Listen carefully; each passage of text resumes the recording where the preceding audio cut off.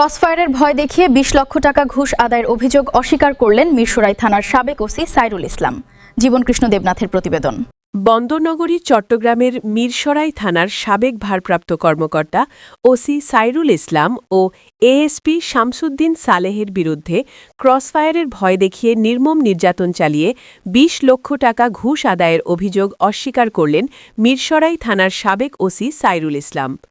অন্যদিকে ১৩ মার্চ ২৬ তারিখে এক সংবাদ সম্মেলনে মিরসরাই উপজেলার আবু তোরাব বাজারের স্বনামধন্য ব্যবসায়ী নূর ইসলাম ডিলারের সুযোগ্য পুত্র তাজউদ্দিন মিলন সংবাদ সম্মেলনে অভিযুক্ত ওসি সাইরুল ইসলাম ও এএসপি শামসুদ্দিন সালেহ চৌধুরীর দৃষ্টান্তমূলক শাস্তি কামনা করে প্রধানমন্ত্রী তারেক রহমানের জরুরি হস্তক্ষেপ কামনা করেন।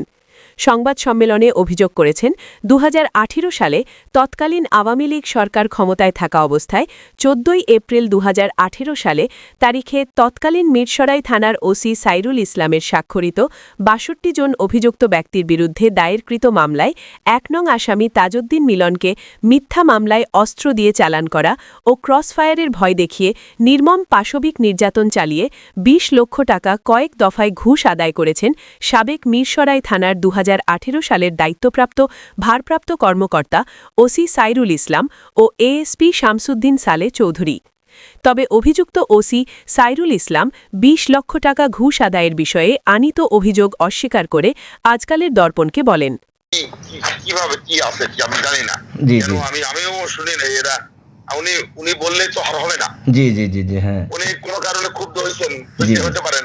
জি জি আমাদের কাজ হতো এরকম যে কেউ ক্ষুব্ধ হবে, আমরা তো দুই পক্ষে থাকতে পারি না। জি জি জি আমরা বাদীর পক্ষে থাকি সবসময়। জি জি এবং যেটা ঘটনা ঘটে সেটাই। এখন উনি কেন ক্ষুব্ধ হয়েছে তাও জানি না। জি জি আর আমার এখানে আমি তো শুধু না, এখানে জেলা পুলিশের গোয়েন্দা পুলিশের লোকজন আসামি ধরে আমাদের কাছে দিত বা আমাদের দিত, তার বিরুদ্ধে কি অভিযোগ আছে সেগুলো পাঠাইতো।